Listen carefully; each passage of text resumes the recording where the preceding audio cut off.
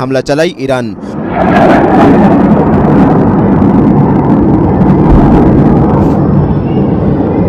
এর মধ্যে কয়েকটি মিসাইল সরাসরি ইসরায়েলের বাণিজ্যিক রাজধানী তেল আবিবে আঘাত হানে।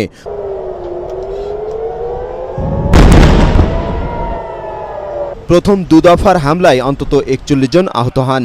তৃতীয় দফার আক্রমণে আহত হয় অর্ধশতাধিক।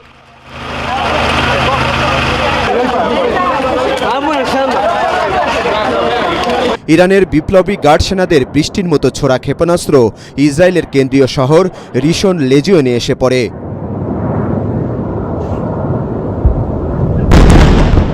এতে ধ্বংসস্তূপে পরিণত হয় সেখানকার বড় বড় ভবন। আটকে পড়ে বহু ইসরায়েলি। আতঙ্ক ছড়িয়ে পড়ে তেল আবিব জুড়ে। তবে ইসরায়েলের দাবি, ইরানের ছোড়া কয়েকশো ব্যালিস্টিক মিসাইল যুক্তরাষ্ট্রের সেনারা তেল